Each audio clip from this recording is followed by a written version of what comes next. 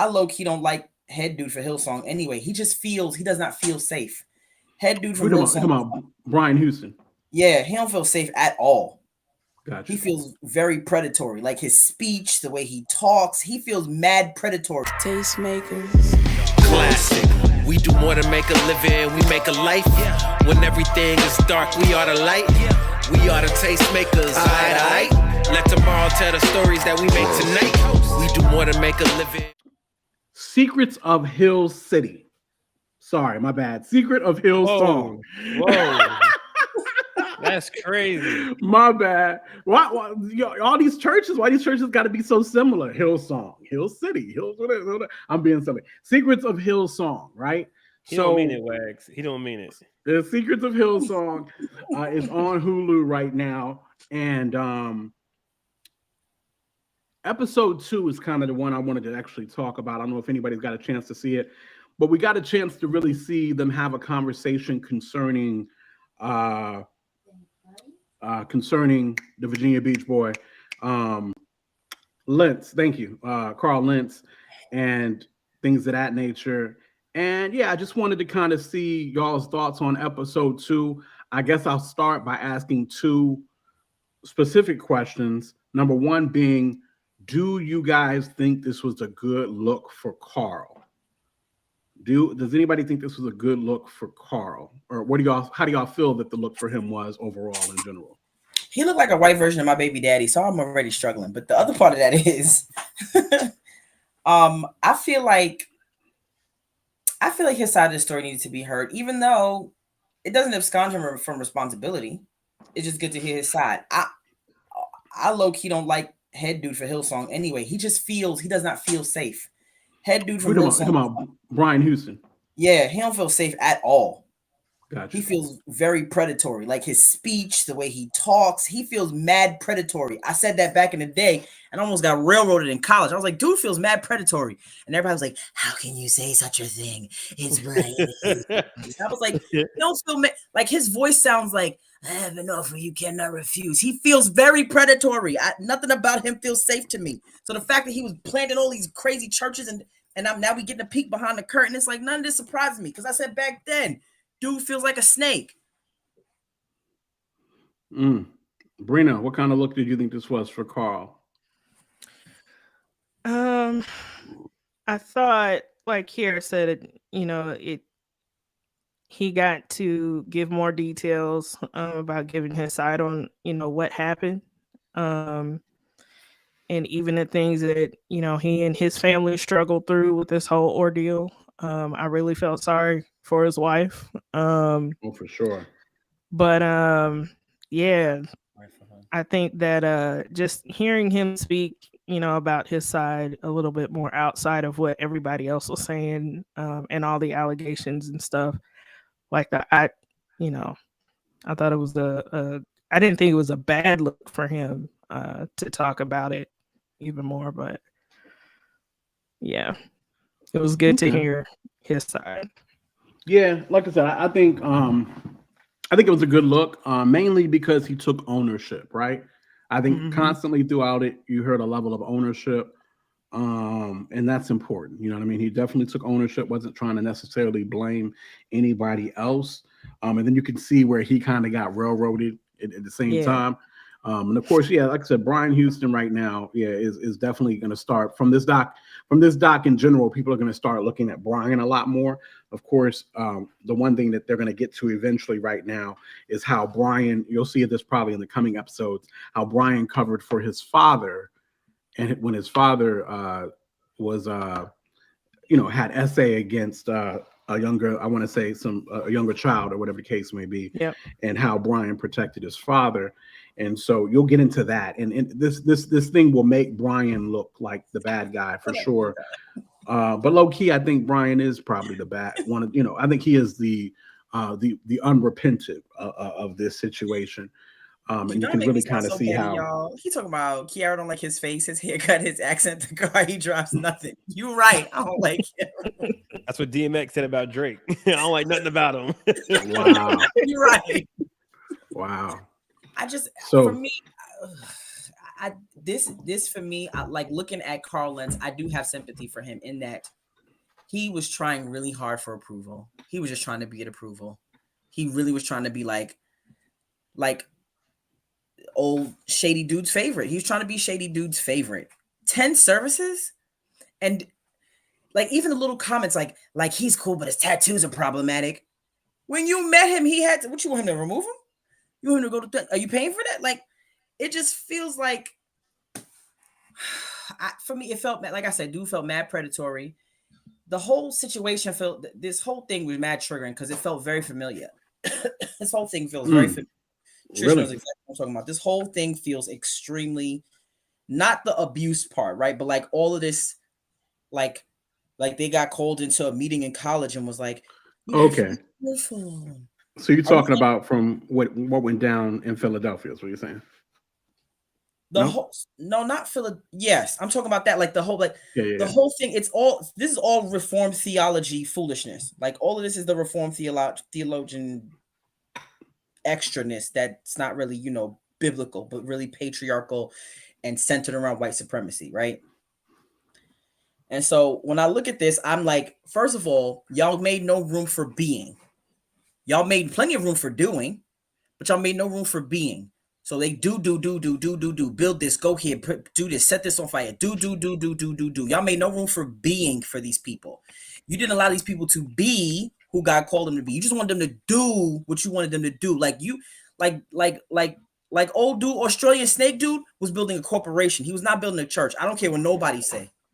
That dude was building a corporation. And I always had problems with people who treat the church like it's an organization over an organism. When I'm looking at this dude and everybody got to do, go. And then you call all the girls. And first of all, the girl said she went to a college and didn't learn nothing. What do you mean? What do you mean learn nothing? You went to college for 4 years, came out with a certificate, not even an accredited degree.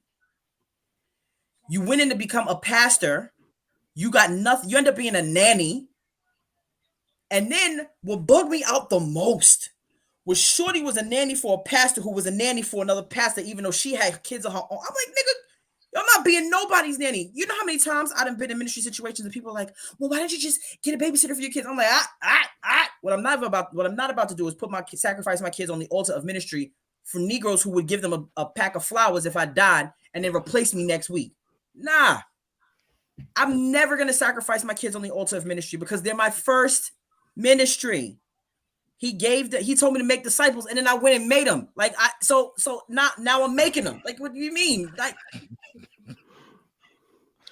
nah, that was wild to me. She leaves her kids. So on Christmas Day, you with another woman and her kids while your kids is in the crib with your husband and another.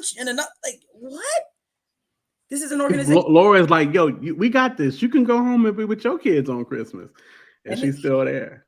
When they said, Lord, when she said she saw something crazy and she came in there and she pushed her husband and then punched the girl, I was like, why would you punch the girl? You ain't got hands for him too? No, she put hands on him too.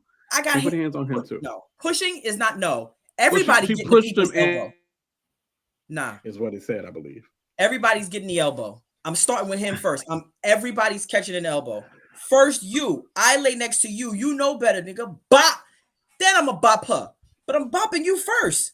Because you my husband. She said she did. She said she pushed him. She did. She said, I pushed him inside. I shoved him. And then I jumped on her and punched in the face and broke my pinky punching in the face. Nah, you. She punched the girl that Carl was cheating with? The nanny. This is the nanny. So there was more than one situation. Oh, he cheated multiple times. Yeah. He cheated in their crib with a nanny. And the nanny is the wife of another pastor in Chicago, in Boston. Yo, Carl's wild. Right. Yeah, and he owned up to it. I mean, he said he did all of that. You know what I mean? So yeah. Bree, any just thoughts on the episode? Anything like that before we get up out of here? No, it's just I mean, we're gonna continue to hear more about this machine and how dangerous all of this stuff is. It's like, I guess it just goes to show, like, there's a lot of mess that goes on in a lot of churches. And God sees all of it, every single day. And so there's a lot of stuff that we're starting to find out about that he's been on about forever. So it's going to be a whole lot more. But this was just a mess. And it was just kind of sad to see, like, there are a lot of people coming to this church worldwide, that were attracted to God, but then they got introduced to a whole bunch of mess as a result. So my heart goes out to those people too. How did y'all feel about the volunteer situation? Was that a thing for y'all? When he fired her for getting, first of all. Yeah. No, I'm talking about just the volunteers in general. They were making it. They were trying to set the agenda, like the volunteers, the volunteers were being done dirty, or you know what I mean? Like the volunteers were being overworked and stuff like that. I don't doubt that. There's nothing in my mind that doubts that. I don't doubt it, but you a volunteer. Like I don't get it. Like you a volunteer. Let me tell you a story. And as somebody who is volunteer, go ahead. As somebody who was a volunteer in a leadership position and having to and being pressured to give more than I had, do more than I needed to do, and feeling compelled to do that because there's this weird kind of narcissistic push-pull that makes you where they venerate you when you do all of the things and feed you and fuel you in a way that makes you feel like they are lost without you.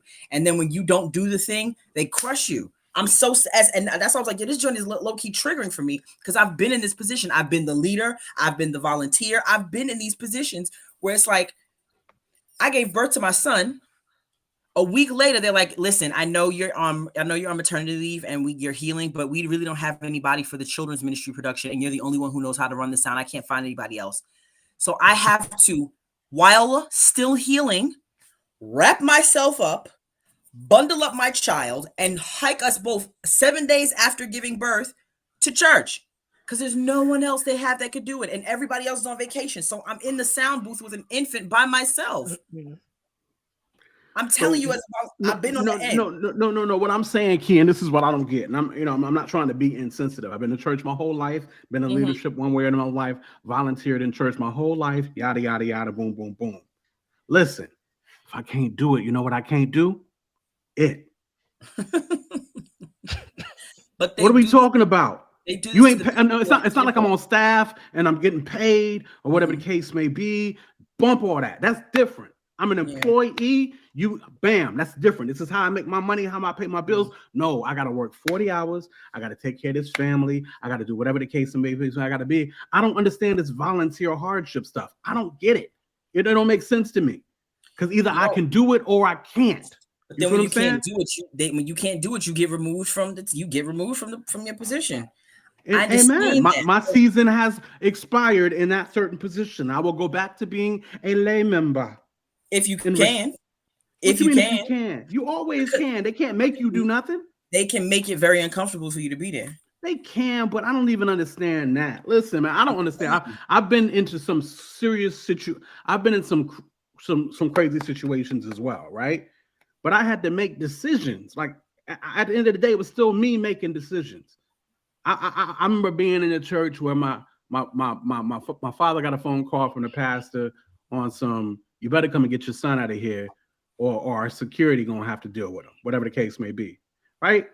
And listen, had I gone up in there and sat right back in there, nothing would have happened. You know what I mean? Like I'm saying, these are choices I make, and whatever the case may be. So that's, I don't understand volunteer burnout. And what I'm saying by that is, I understand burnout. I do. Okay, let me rewind. I do understand volunteer burnout. I just say that a lot of that, I think there's a lot of self, I believe you have to know yourself, right?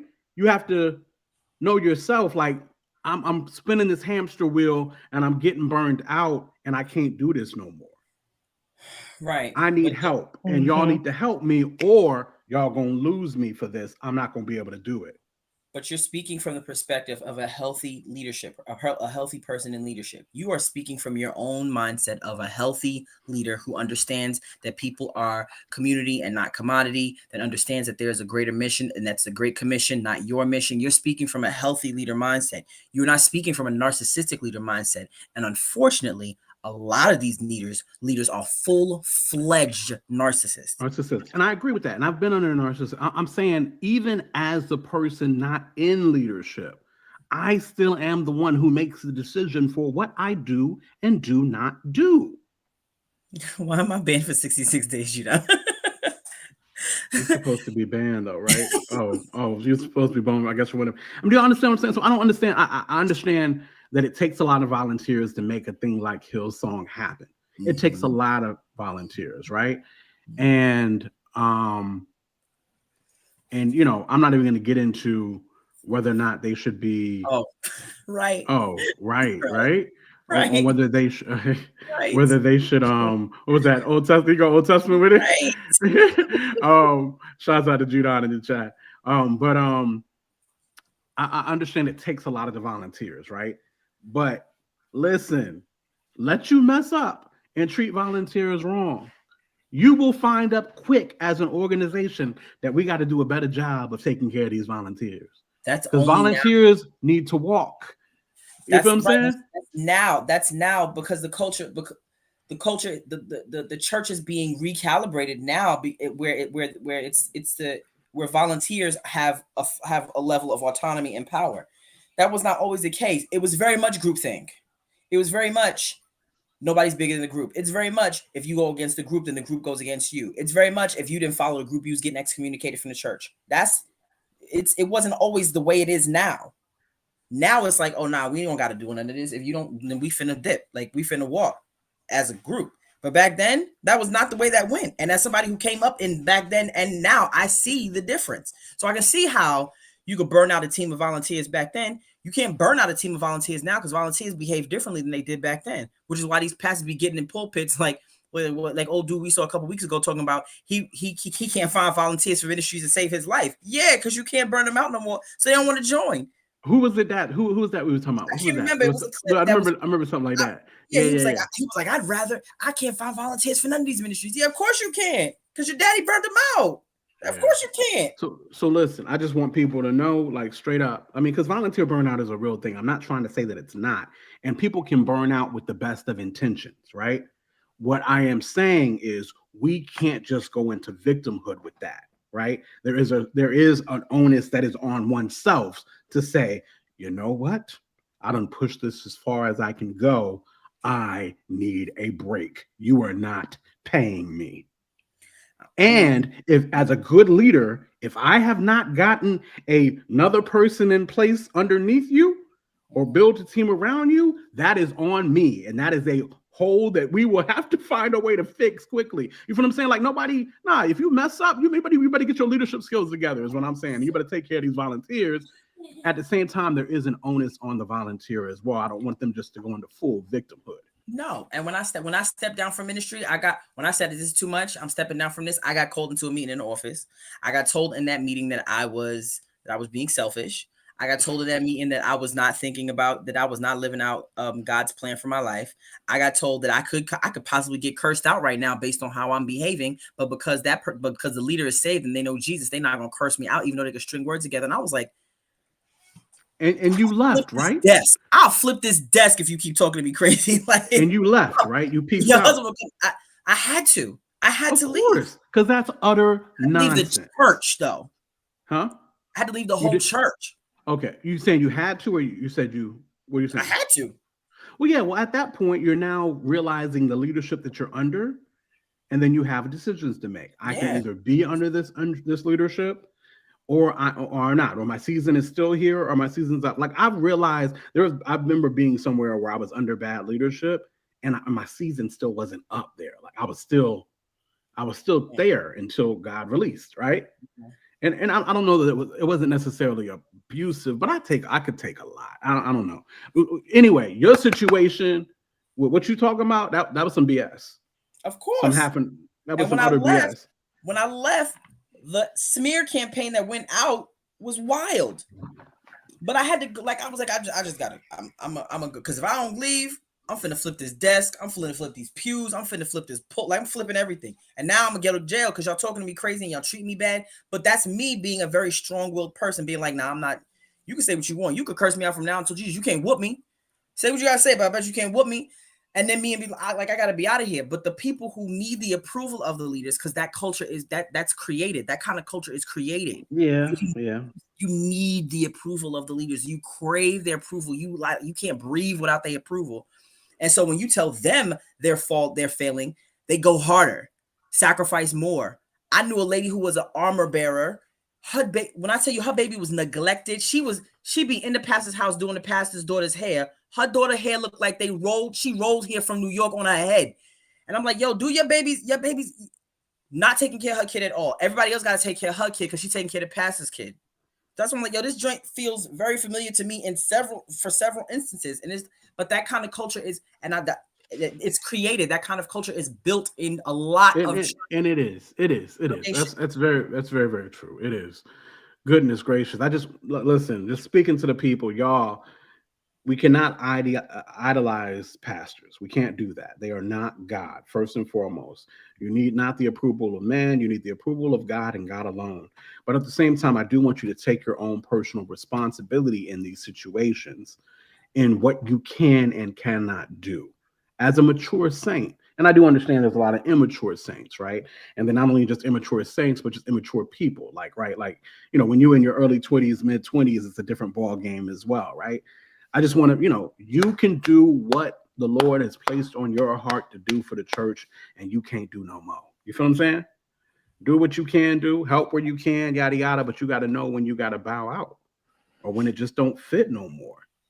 You just, it is what it is. So like I said, I'm not trying to victim blame. I just want people to make sure to take ownership as well in general. Because that's important. That's important. And we can't idolize these people. Because there's only one that is holy. Tastemakers. Classic. We do more than make a living, we make a life. When everything is dark, we are the light. We are the tastemakers. Aight. Let tomorrow tell the stories that we make tonight. We do more than make a living, we make